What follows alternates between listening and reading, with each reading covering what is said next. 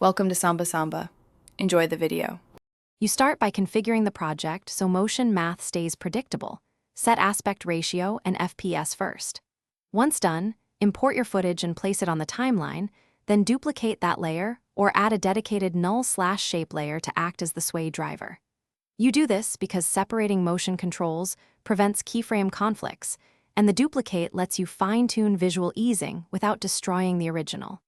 Make sure to name layers clearly. It speeds up selecting targets during animation. Now you create the actual sway. Position the pivot where the rotation should occur, because pivot placement defines the visual arc. Then place 3 rotation keyframes, left, right, settle, and apply soft curve easing to each so motion looks organic.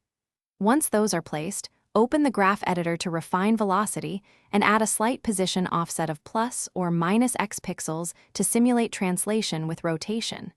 You do this to avoid a stiff rotation. Combining tiny position shifts cells inertia and weight. Finish by polishing.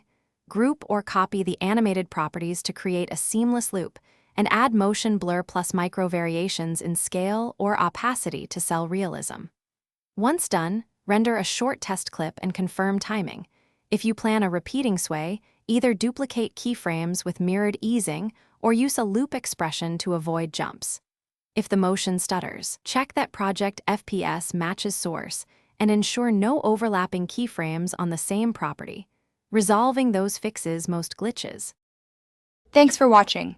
Consider subscribing if we helped you.